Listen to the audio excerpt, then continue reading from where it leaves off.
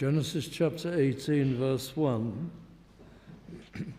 And the Lord appeared unto Abraham in the plains of Mamre, and he sat in the tent door in the heat of the day.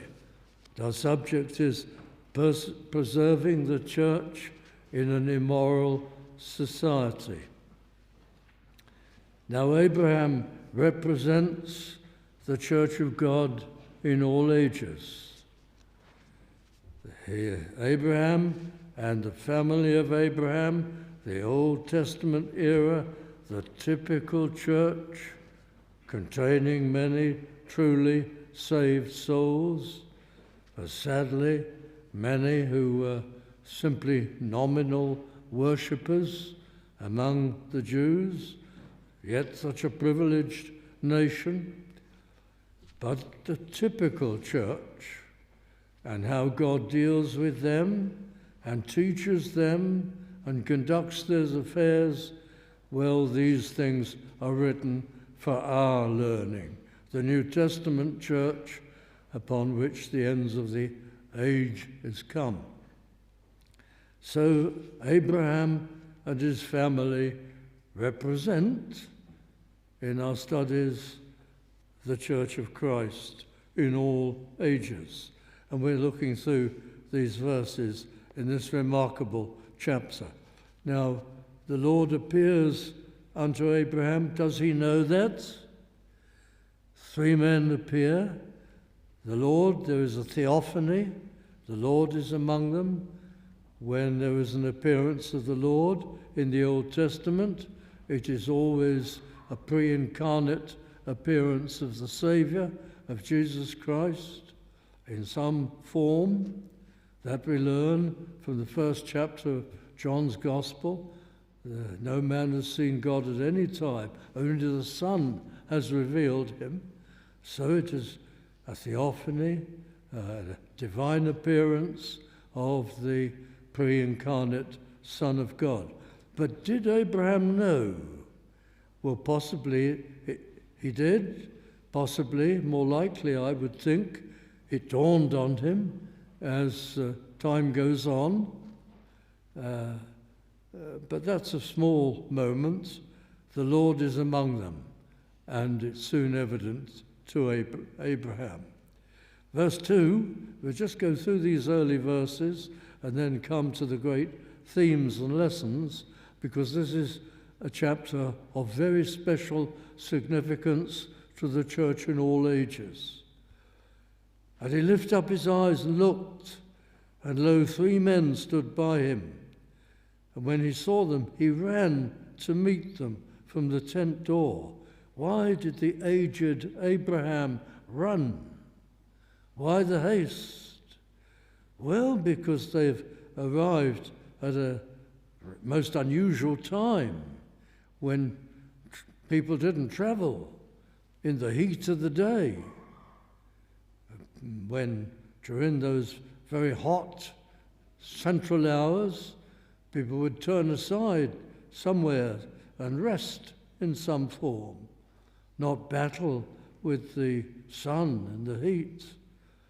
But these three travellers, and as the narrative proceeds, they seem to be very noble, dignified travellers.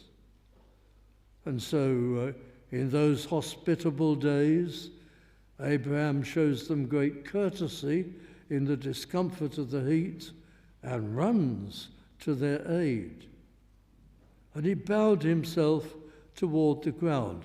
That still isn't necessarily an indication that he realizes that one is divine. These are the courtesies of the day, and there's certainly some dignity about them. In verse 3, Abraham says, "My Lord, if now I have found favor in thy sight," but that's a typical ancient Oriental greeting. "Pass not away, don't hasten on." There was no clear realization that this was especially for him, that God had come with two angels in human appearance. Pass not away, I pray thee, from thy servant.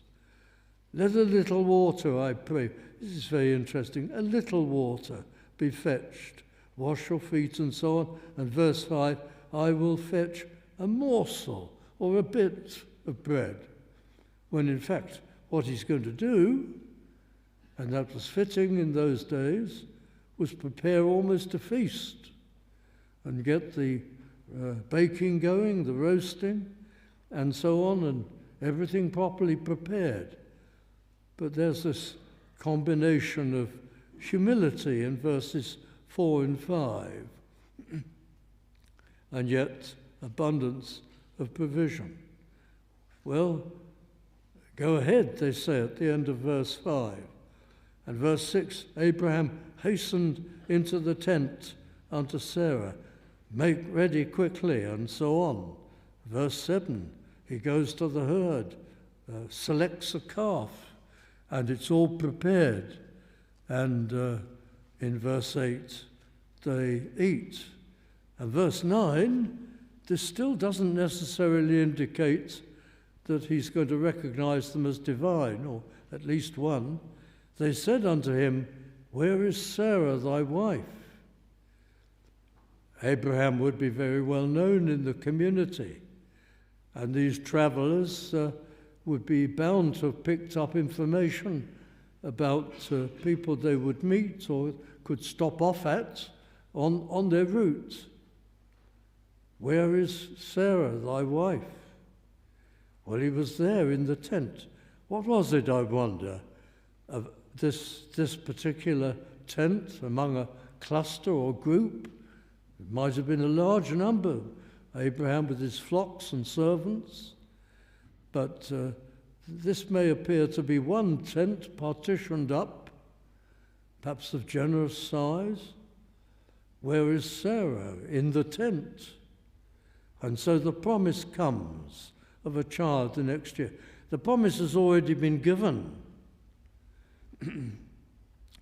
The name has already been given by God to Abraham. But now, these three strangers, this time he must now realize that it is the Lord among the three.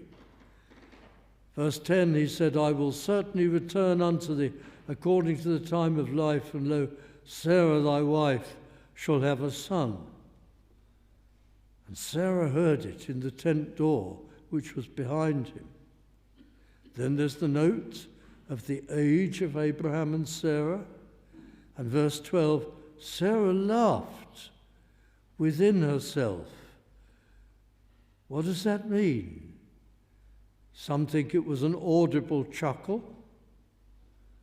Others, it was a soundless smile. But the Lord heard it, because he hears every thought. And Abraham would have sensed it, that his wife would find this very difficult, very incredible. He never laughed in this way. In the previous narrative, we saw Abraham laughed, but his laughter was one of surprise and joy. He stumbled not, the New Testament tells us, at the promise of God. It didn't trip him up. But Sarah stumbled. And it was too incredible for her to take in. Verse 12, Sarah laughed within herself. She was either just about heard, or the Lord knew anyway. After I am waxed old, shall I have pleasure, my Lord being old also? And the Lord said unto Abraham, wherefore did Sarah laugh? She had thought more. Shall I of a surety bear a child? Is there any certainty about this, that I at my age can bear a child? And the Lord quotes her thoughts. And then this, verse 14, one of the great texts of the Bible. People love Romans 8, for it's all things work together for good, and 5 similar great texts. This is one of them. Is anything too hard for the Lord? This is one of the texts that Christians use constantly to address themselves in all kinds of circumstances. And the Lord gives it here. Is anything too hard for the Lord? At the time appointed I will return unto thee according to the time of life, and Sarah shall have a son. Sarah possibly was ashamed. And other side of the canvas, verse 15, she denied, saying, I laughed not, because she was afraid. And the Lord said very firmly, Nay, but thou didst laugh. Why, one of the purposes of this visit to Abraham, and this is very, very important in the chapter, was to strengthen Sarah's faith. Nothing can be accomplished. No instrumentality can be given to the servants of God. Nothing great can be done without faith. Abraham had it. He stumbled not. Sarah stumbled. We don't presume to criticize her. We don't look down on her for this. Who of us wouldn't stumble? Something that required a miracle will stretch our feeble and unworthy levels of faith. But, bless her, she stumbled. And the important thing was to correct it, because Abraham and Sarah had to each believe for this to happen. Otherwise, unbelief would block the miracle. And the Lord taught that to the disciples on 4 significant occasions. Well, it's the same with us, with the Church of Christ. You could have a congregation with 900 people of unshakable faith in the power and kindness of God to save souls and to bless and honor the gospel, and to bless and honor it without rock music and without the trappings of the world and without fleshly things and unbiblical things. You could have 900 people who trusted in the power of God and 100 who didn't, and how that would quench the blessing. Sarah had to be corrected. Otherwise it couldn't be done. So this is a very significant visit. Why did the Lord and the angels come? What was the purpose? Why didn't they just do it and get on with it? Because there was something to be done ahead. Sarah's faith. And she was a woman who loved the Lord. She would have been mortified and convicted. Nay, but thou didst laugh. That would have been enough for her sensitive soul to respond. Well, then the narrative changes direction in verse 16. And the men rose up from thence and looked toward Sodom, and Abraham went with them to bring them on the way. He knew about Sodom. He grieved, no doubt, that his nephew Lot had gone into Sodom. Lot believed in being culturally relevant, I expect. I don't think Lot, with my personal view, went into Sodom only to make money. No doubt that was in his heart when he surveyed the scene, and he saw a city in which you could trade your produce. And then he said to himself, a city in which is pagan, and I can be influential, and I can help them. And in modern language, did he say to himself, I can start a church there. And anyway, we've got to be theologically conservative and culturally relevant. So I'm going to go right in and do what they do and trade with them and share their trappings and their culture and everything. He was in the city, and Abraham was a tent dweller. He understood the need for separation from that particular society. And he sorrowed about this. Even Lot in Sodom was very disappointed the time he spent there at what happened, and his righteous soul was vexed from day to day, we're told by the Apostle Peter. And yet it had its claws on him, into him, its tentacles round him. The allurement of Sodom and the city and its opportunities was too strong for him. But just for the moment, verse 17, these are intriguing words. The Lord said, "Shall I hide from Abraham that thing which I do?" Now, of course, the Lord was not thinking there and then about whether or not he would destroy Sodom. That he had determined before the foundation of the world. The sovereign God determines all things.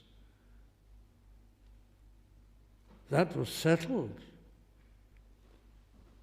Shall I hide from Abraham that thing which I do? Shall I tell Abraham what I intend to do? That's the issue.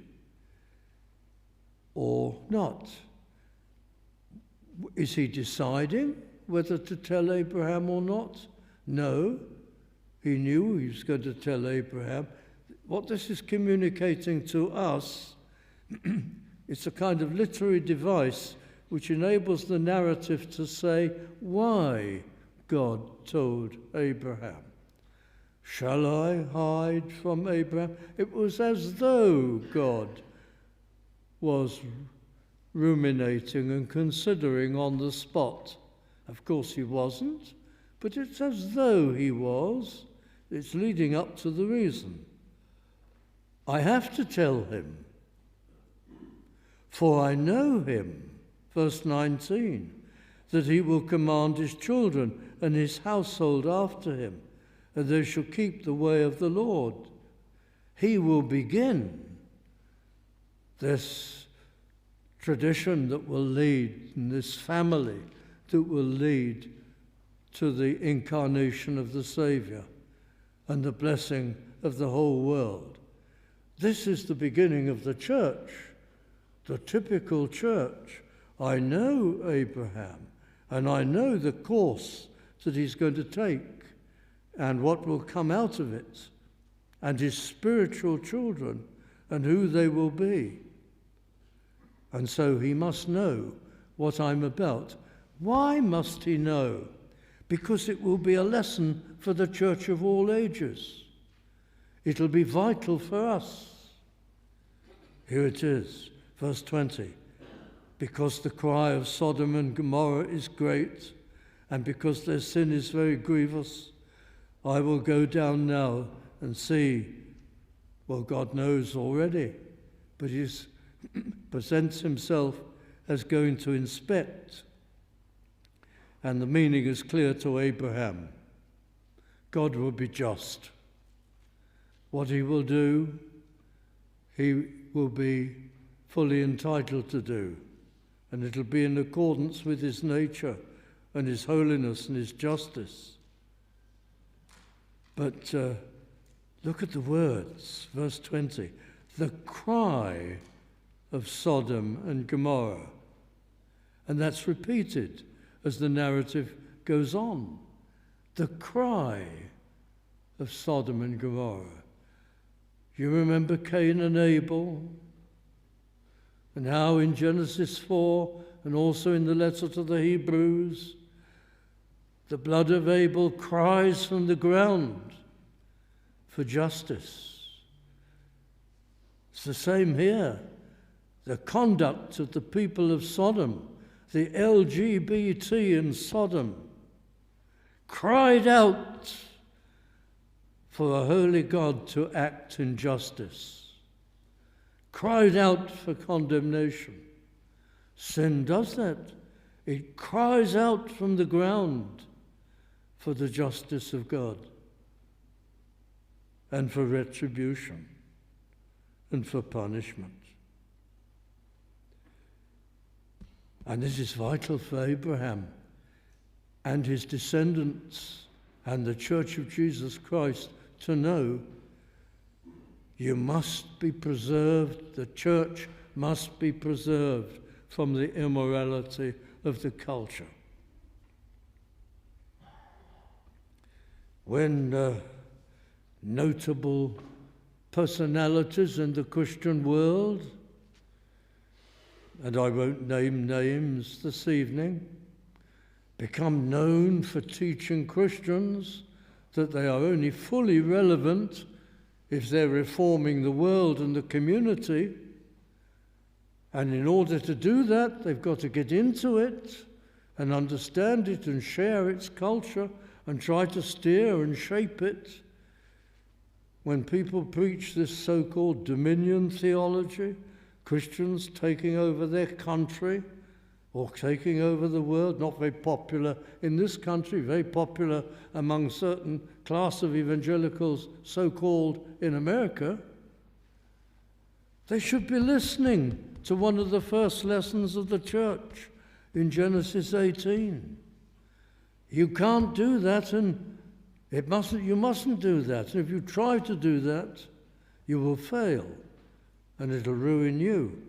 So Abraham must know all about Sodom and Gomorrah and why God will judge them and the effect it will have on that branch of the church which has gone wandering off. Lot's branch, even though he himself had a righteous soul that was vexed from day to day, he led his family into doom. And his descendants, if you please, were the Moabites and the Ammonites. Right through the Old Testament, the enemies of God's people. What a sad thing that a man who was saved, who was a nephew of Abraham, who knew everything that was precious to know and had a righteous soul and could be vexed at sin, could be the one who took his family into it or his church into it. This is the lesson of Genesis 18. Culturally relevant, they tell us. They haven't read Genesis 18 and 101 other lessons that follow the same cable of instruction, the same theme that is here in this chapter.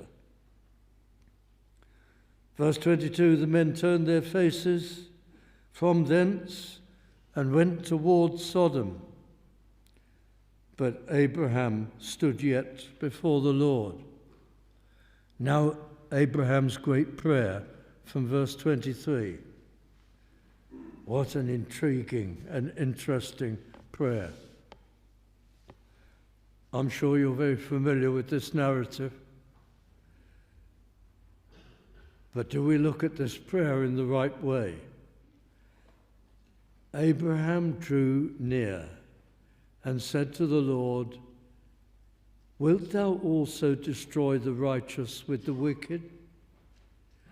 Now Abraham knew that God couldn't do that ultimately, certainly not eternally. A righteous God will not destroy the saved or the righteous along with the wicked? This is an interesting question. It's building up to a point. Wilt thou? It's almost, can I paraphrase it a little differently? It's almost as if Abraham is saying, surely it isn't possible that you would destroy the righteous with the wicked.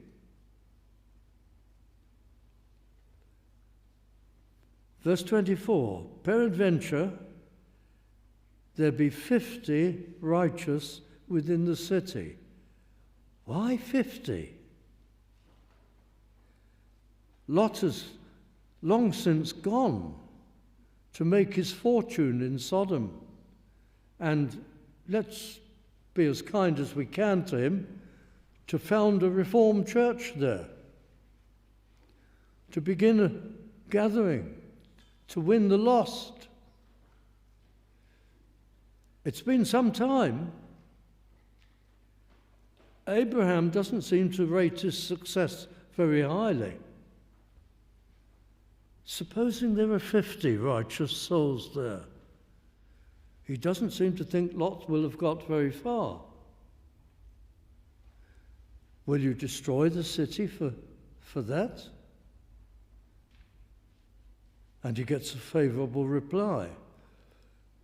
But even as Abraham prays, he seems to be thinking, no, there won't even be 50. That's a terrible place. Lot should never have gone. He can't succeed in the way he's doing it. So the figure is reduced and reduced and reduced until Abraham comes down to 10. Why, there are more than 10 in Lot's extended family. Abraham, Uncle Abraham, doesn't have a very good view even of the spiritual standing of some of the members of Lot's family. To come all the way down to 10, there are precious few who really walked with the Lord in Sodom. Things haven't gone well at all for Lot spiritually.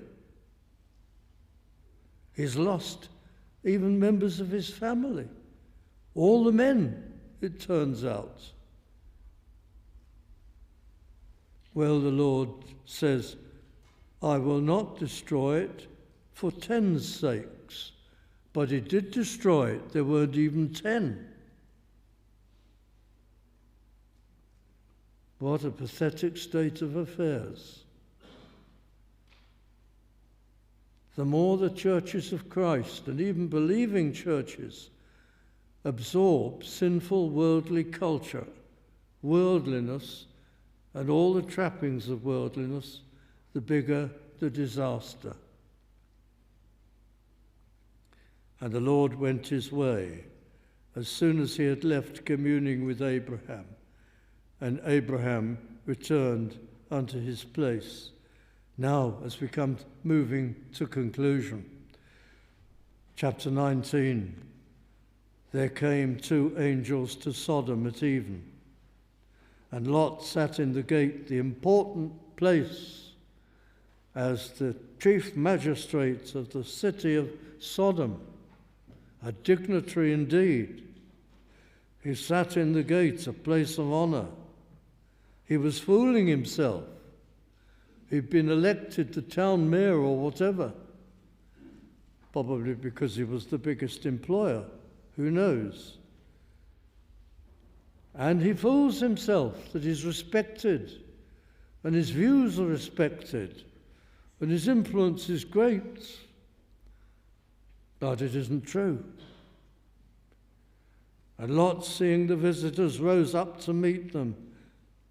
And I go quickly, but just pick out some significant factors. Verse 2, behold now, my lords, he offers them the hospitality, and he's very anxious that they should stay with him and get out of town early, because in his heart He knows what a wretched place it is and what could just happen. And he receives a terrible reply, which alarms Lot. Nay, but we will abide in the street all night. How's he going to tell them that that's the last place they can stay, in the city of Sodom, that he shouldn't be there and his work has been a disaster, and it's the ultimate LGBT place? Verse 3, he pressed upon them greatly.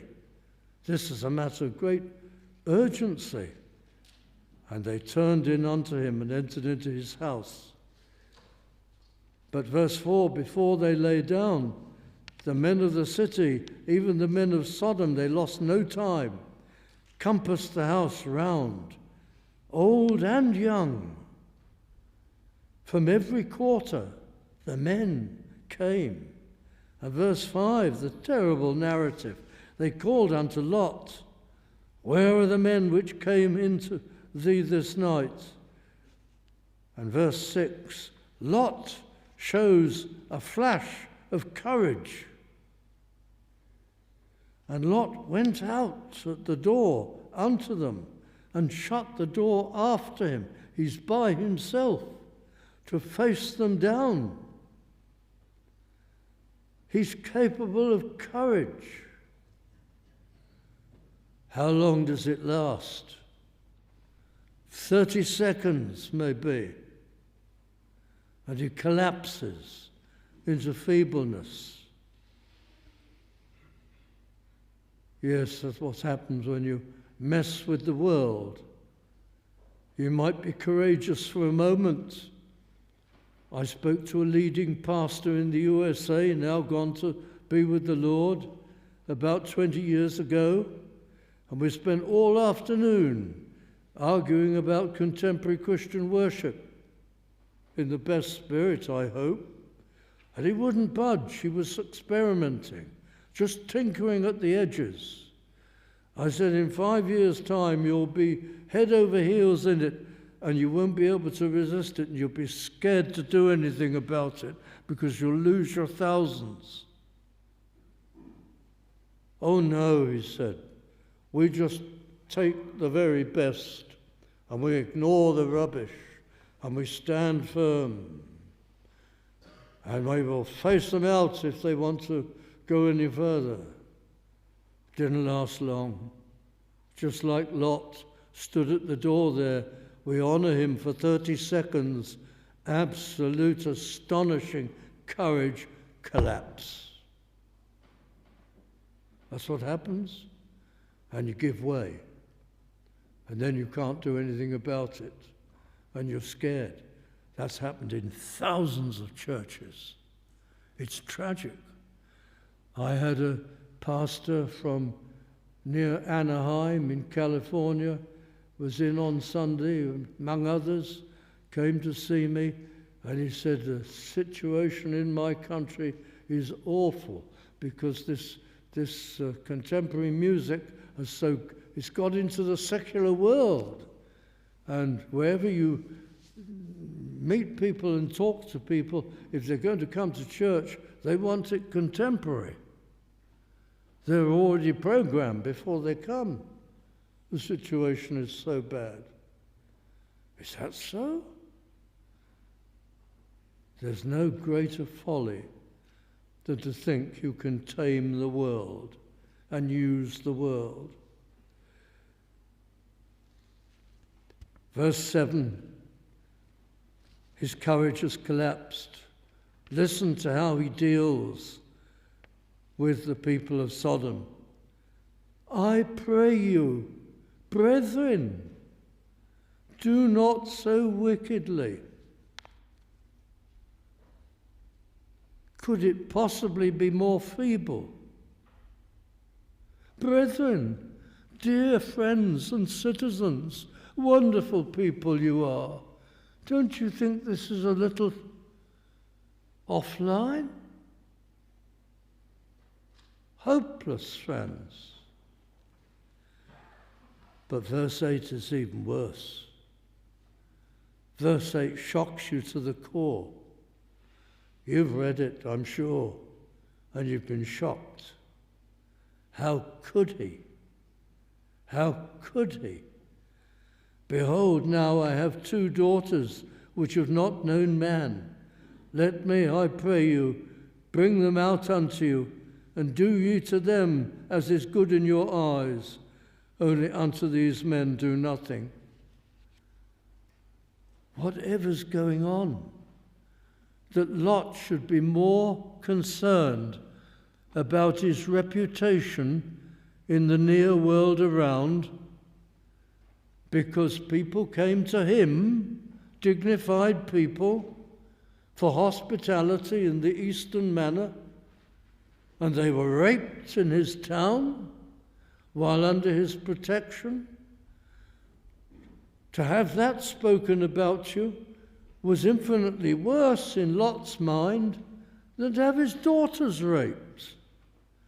Whatever has happened to his mind and to his thinking and to his morals and to his fatherliness? That's what messing with the world does. You watch your television. It's lewd what you're watching. Maybe a detective story, but the background is all casual sex and smut. Or you watch something modern humour, and 50% of it is smut and dirt. You kind of condition yourself to it. After a while, you don't mind it. You're a Christian, and your spirit and your conscience and your thinking powers, your rational faculty, has been bent and marred and polluted, and you can't think straight. And you laugh at the bits which are clean, and you don't mind, you put up with the other things, and it gradually insensitizes you, and it makes you a different person. You can't mess with the world and emerge unscathed. That's the lesson. You can't bring the world's methods and music into the church and remain unscathed. It couldn't be clearer in this passage. Verse 9, their response to Lot, stand back, get out of the way. And then what they really think of him. He sat in the gate thinking he was respected. This one fellow came in to Sodom, and he will needs be a judge. And then the threat against him. Dear friends, if you're a believer, in the eyes of the world, you're always an outsider, whatever progress you may kid yourself you're making. But the men, the intervention of the angels with their mighty power, verse 10, but the men put forth their hand and pulled Lot into the house to them and shut the door against the forcing hands of the mob. And they smote the men that were at the door, verse 11, chapter 19, the door of the house with blindness. The Hebrew doesn't use a word which means literal blindness. It uses a word which means mental confusion. Same word is used, I won't go into that now, but it's mental confusion. Possibly they could still see, but they didn't know where they were. Nothing made sense. It was like having a double migraine before your eyes or something like that. They were utterly confused and nonplussed. Both small and great, so that they wearied themselves to find the door. And the men said unto Lot, I must hasten, hast thou here any besides, son-in-law, and thy sons, thy daughters, Whatsoever thou hast in the city, bring them out of this place, for we will destroy this place. Here's the cry again, because the cry of them, the great shout of their sin, is waxen great before the face of the Lord, and the Lord hath sent us to destroy it. And Lot, he went and spoke to them with great urgency. It's just very, very curious, this passage. Up and get you out of this place. Get out, get out. It's going to be destroyed. Run, run. But he seemed as one that mocked unto his sons-in-law, one who was in a charade and a performance, and they scoffed at him. He's lost his sons-in-law. And when the morning arose, he's still there. He's telling them to go, but he isn't going himself. Then the angels hastened Lot, arise, take thy wife and thy 2 daughters which are here, lest thou be consumed. And still he lingers. Verse 10, while he lingered, the men got hold of him and carried him out of the city. And once out of the city, they say, escape for thy life. Verse 17, don't look behind you, neither stay thou in all the plain. That's what the Lord said to you and to me when you saved us. Don't look behind you. Don't look over your shoulder and say, oh, I wish I could go back to my old music. You should have destroyed all that. I wish I could go back to this and to that. And, oh, someone's having a party. Oh, don't look behind you.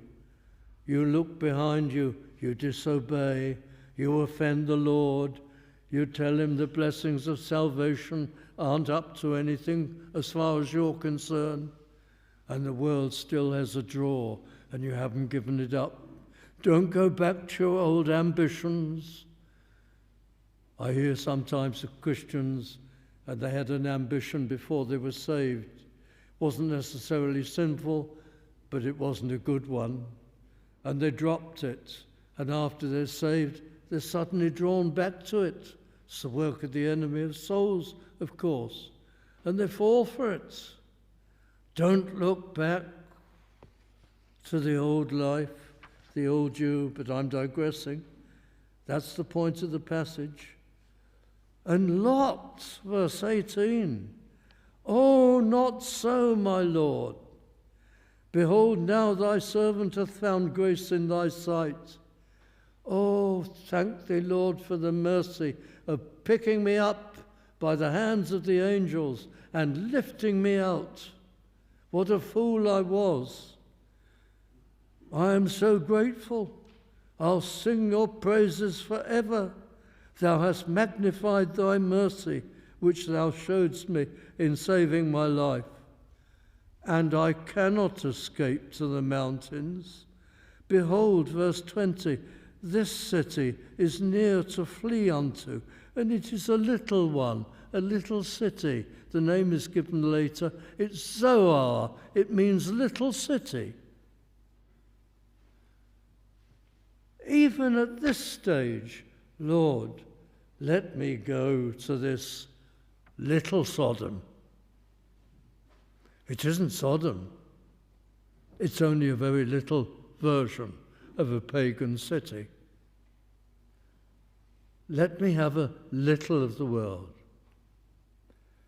It's like the Holy War, city of man's soul, and the devil's, Diabolus's agents come to the townspeople's representatives and say, for old time's sake, can Diabolus's representatives come into the city, say, just for a fortnight every year? Just for a little time, just a little foothold. It's the same as this narrative. Zoar. I can't understand why our strict Baptist friends like to call some of their chapels Zoar. It's a very strange name. I suppose the idea is it's a little chapel, so you call it Zoar. It's a small thing also. But anyway, that's another matter. Let me just have a little Sodom. Oh, poor, poor Lot. He loved the Lord, but he made the mistakes, and he paid. He lost his instrumentality. He lost most of his family, extended family. His church that he planted, or whatever might have been in his mind, came to nothing.